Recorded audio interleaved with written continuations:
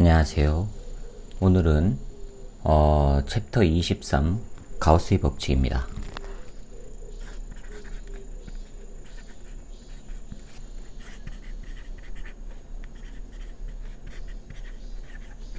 가우스의 법칙이에요.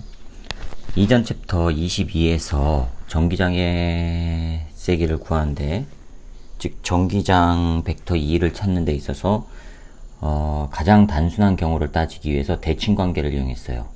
무슨 얘기냐면 쌍극자가 있을 때 가운데를 중심으로 얼마만큼 떨어졌느냐, 즉 가운데를 중심으로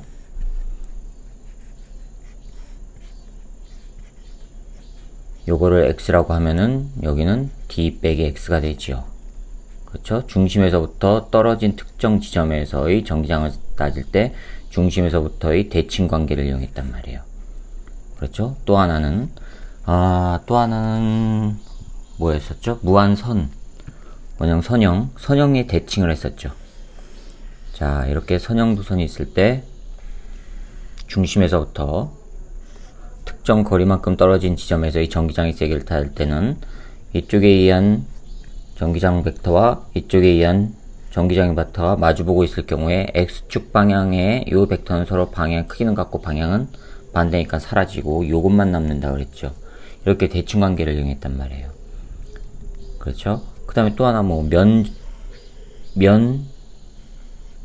면적에 의한 전기장 벡터를 이용할 때도 면적 성분의 대칭 관계를 이용했단 말이에요. 양쪽에 있는 면적 성분, 즉 중심에서부터 동일한 거리만큼 떨어져 있는 면적 성분에 대한 대칭 관계를 이용해서 전기장 벡터를 구했단 말이에요. x축 벡터와 이렇게 벡터가 형성됐을 때 x축 벡터는 크기는 같고 방향이 반대니까 없어지고 y축만 남아서 대칭 관계를 이용해서 전기장 벡터를 구했단 말이에요. 자, 그런데 일일이 이렇게 대칭 관계를 구하지 않고 가우스 법칙이라는 걸 이용하면 전기장 벡터를 편하게 구할 수가 있습니다. 자, 이 가우스 법칙이 뭐냐? 이 가우스 법칙을 이용하기 위해서는 먼저 가우스 표면이라는 걸 좀 인식을 하셔야 돼요. 가우스 표면이라고 하는 거, 가우시안 서페이스라고 하나요? 가우시안이니까 아마 SSIN일 겁니다. 그 다음에 가우스 표면이라고 하는 겁니다. 이 가우스 표면이라고 하는 개념을 이해를 하셔야 돼요. 이 가우스 표면은 뭐냐면 가상적인 면이에요. 무슨 가상적인 면이냐면 그 전하를 포함하고 있는 가상적인 뭐라고 했죠? 가상적인 닫혀진 표면입니다. 네, 닫혀져 있는 표면이에요. 열려 있는 게 아니라, 예를 들어서 전하가 이렇게 플러스 또는 마이너스가 있어요. 이거를 둘러싸고 있는 닫혀진 면이에요. 열려 있는 공간이 아닙니다. 닫혀진 면이에요.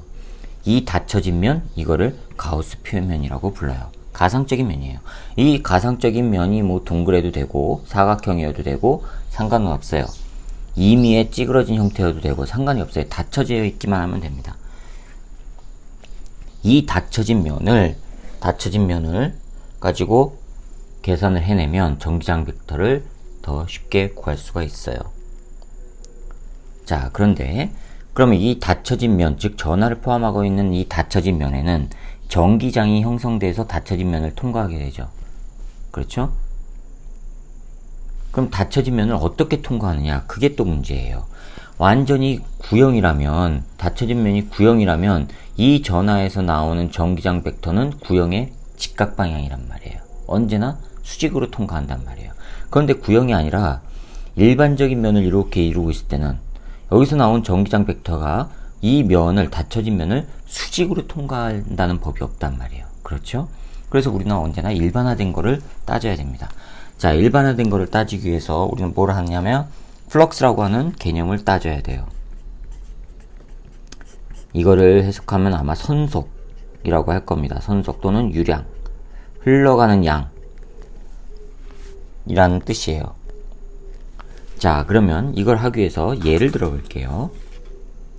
예를 들어서 지금 여름이죠? 저도 지금 창문을 열어놓고 하고 있습니다. 그래서 밖에서 지금 천둥 소리도 조그맣게 좀 들리고 비가 오려고 합니다. 매미 소리도 들리다가 지금 끊어졌고, 비가 오려고 하니까 새 소리도 지금 끊어졌어요. 근데 멀리서 조금 들리기는 해요. 자, 그럼 저는 이렇게 창문을 열어놓고 있어요. 그러면 창문을 열어놓고 있으면 그 열려진 창문을 통해서 바람이 통과하게 되죠. 자, 그럼 예를 들어서 창문이 이렇게 있다고 칩시다. 창문을 열어놨어요. 그럼 이 열려진 창문, 요 면적을 통해서 바람이 통과하는데, 바람이 이렇게 수직으로 통과할 때예요. 자, 이렇게 수직으로 통과한대요. 바람이 수직으로 통과해요. 이게 통과한 거를 V 벡터라고 해봅시다. 자, V로 통과한다고 해봅시다. 통과하는 벡터가 V예요. 바람이 이렇게 통과를 해요. 자, 그러면 이 면적, 이 통과하는 면적을 A라고 하고, 통과하는 바람을 V라고 해요. 그럼 이거는 지금 수직이에요. 수직이라는 얘기는 이렇게 통과한다는 얘기예요. 그렇죠? 자, 그럼 이번에는 똑같은 면적인데요. 바람이 이렇게 분다고 쳐보세요. 이렇게 불어온다고. 그럼 이 면적을 통과하는 게 있어요? 없어요? 없죠. 면적을 통과하는 바람이 없어요. 그렇죠? 무슨 말인지 아시겠어요? 자, 이게 면적이고요. 이게 통과하는 바람의 이동 벡터라고 한다면, 이 면적을 통과하는 바람의 이동 벡터는 0이에요. 됐죠? 자, 그 다음에 일반적으로 그러면 일반적인 각도를, 이게 A고요. 이 창문과 일반적인 각도를 이루면서 바람이 이렇게 통과한다고 쳐보세요. 이렇게 통과한다고. 바람이 이렇게 불어와서 이렇게 통과를 해요. 자, 이건 일반적인 각도예요. 즉, 이렇게 일반적인 각도를 이루고 있는 그 진행 방향의 V벡터를 수평 방향과 수직 방향으로 나눠보자고요. 그럼 수평 방향은 이렇게 될 거예요. 수직 방향은 이렇게 될 거고요. 자, 이 수평 방향과 이루는 각도, 여기를 세타라고 하면 요거는 뭐가 되냐면 V 코사인 세타가 돼요. 그렇죠? 그럼 요거는 뭐가 돼요? 요거는 V 사인 세타가 돼요. 됐죠? 그런데 이 V 사인 세타는 창문의 면적을 이렇게 통과하니까 창문의 면적을 통과하는 게 아니죠. 이거와 같은 경우죠. 그렇죠? 따라서 이 성분은 필요가 없다는 얘기예요. 뭐만 필요해요? 요거만 필요한 거예요. 그럼 일반적인 각도를 일반적인 각도를 이루면서 통과할 때 우리가 실제적으로 이 면적을 통과하는 V벡터 성분은 요거밖에 없다는 얘기예요. 되셨죠? 자, 이걸 응용하는 겁니다. 이러한 사실을 응용하는 거예요. 즉, 무슨 얘기냐? 가우스면이 불규칙한 닫혀진 표면이라고 하더라도 그 특정한 면적을 수직으로 통과하는 성분만 고려하면 된다는 얘기예요. 구분이 가셨죠? 되셨죠? 자, 그것만 고려하면 돼요. 그러면 이 표면을 통과하는 그 흐름률, 단위 시간 동안 흘러간 양을 따지는 겁니다. 이 표면을 통과하는 흐름률, 플로우 레이트라고 하는 겁니다. 흘러가는 그 양을 말해요. 이 흐름률을 파이라고 해보자고요. 이걸 파이라고 해보자고요. 파이, 단위 시간 동안 흘러간 겁니다. 기준이 단위 시간이에요. 단위 시간 동안의 흐름률을 파이라고 해보자고요. 그런데 이 파이는 뭐만 따져요? 요거를 따지면 되죠. 그렇죠? 단위 면적 동안 통과한 게 요거란 말이에요. 그러면 흐름률은요? 일정 면적일 때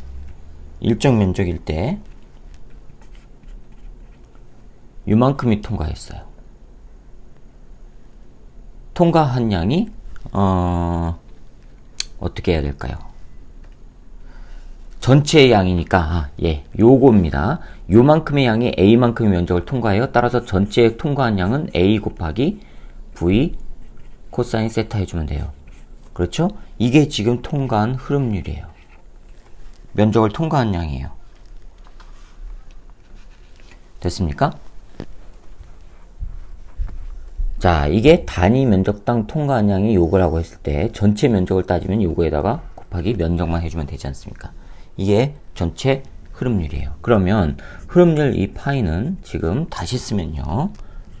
V 코사인 세타 그 다음에 면적 A예요. 자, 이거는 어디서 많이 봤죠? V A 코사인 세타 형태니까 이거 벡터로 얘기하면요. V 벡터이죠? 벡터, V 벡터, V 벡터예요. 벡터하고 면적 벡터. 면적의 수직성분 벡터, 면적 법선 벡터를 말해요. 면적 법선 벡터하고 이루는 각도예요.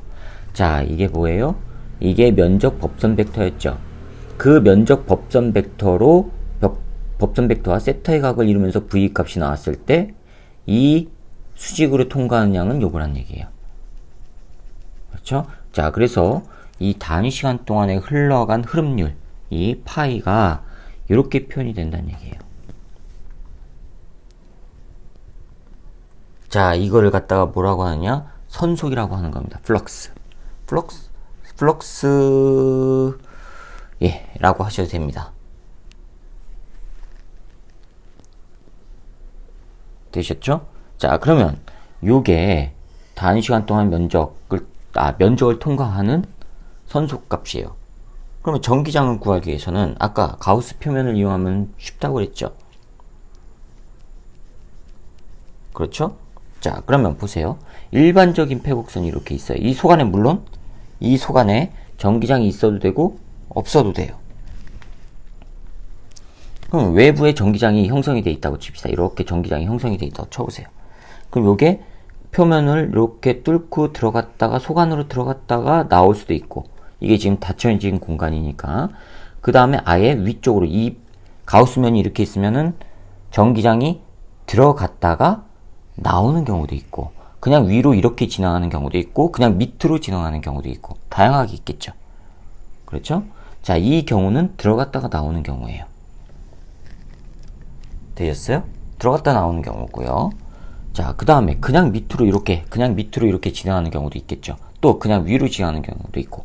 자, 이거는 그냥 위로 지나가는 경우라고 생각하세요. 자, 이렇게 있어요. 그러면 이 면적이 어떻게 되느냐에 따라서, 즉 가우스 표면이 불규칙하게 돼 있다 보니까 요 단위 면적을 통과하는 전기장은 이 면적의 수직으로 통과하기도 하지만 수직으로 통과하지 않기도 한단 말이에요.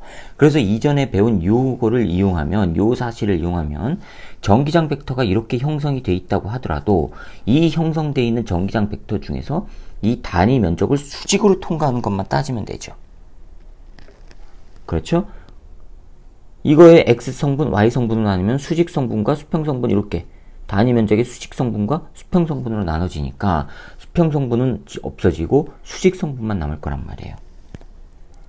되셨죠? 자, 그럼 이게 지금 A 벡터란 말이에요. 법선 벡터, 면적 법선 벡터. 이 면적 법선 벡터와 전기장 벡터가 이루는 각도, 이게 세타예요. 됐어요? 그러면 이거 선속은 어떻게 구해요? 이 선속은 요걸 이용하면 어떻게 구해요? 전기장 벡터와 면적 벡터, 요거예요. 내적 값이에요. 그렇죠? 자, 그런데 이거는 단위 면적이니까 그냥 델타 A라고 할게요. 델타 A. 하나니까. 자, 이러한 면적이 무수하게 많죠. 이 무수하게 많은 걸 어떻게 해요? 다 더해주면은 전체 선속이 나온단 말이에요. 그래서 이거는 단위 면적이라고 했으니까 이 단위 면적을 통과한 선속 델타 파이라고 할게요. 그러면 이 단위 면적에 해당하는 모든 면적을 다 더해버리면 전체 선속값이 나오니까, 따라서 전체 선속은 어떻게 돼요? 시그마 전체 해주면 되죠? E 벡터 내적 델타 A 벡터 이렇게 해주면 되죠. 그게 시그마 전체 선속이란 말이에요. 아시겠어요? 자, 그런데 만약에 이 면적을 최소화시켜요. 즉 면적을 아주 작게 쪼개요. 아주 작게 쪼개면 이 델타 A가 어디로 가는 거예요? 0으로 가는 거죠. 극한을 취해봅시다. 극한을 취하면 이 파이는 시그마 리미트 델타 A가 어디로 가요? 0으로 가요. 그렇죠? 그 다음에 E 벡터 내적 델타 A 벡터예요. 자, 이거 뭐지요? 이거 바로 적분이죠. 그렇죠? 적분인데 무슨 적분이에요? 패곡선 적분이란 말이에요. 패곡선. 아시겠어요? 그래서 패곡선 적분 이렇게 표현해 주는 겁니다. 그 다음에 E 벡터, D, A 벡터 이렇게 되는 거예요. 되셨어요? 자, 이게 전기장 선속이에요. 이 전기장 선속. 이 전기장 선속과 표면, 이 전기장 선속과 이거를 이용해서 만들어진 게 바로 가우스 법칙이에요. 즉 가우스 표면이요. 가우스 표면을 통과하는 전기장 선속을 이용한 게 가우스 법칙이에요. 자, 여기까지 하시고요. 그 다음에 가우스 법칙은, 본격적인 가우스 법칙은 다음 영상에서 설명드리도록 하겠습니다.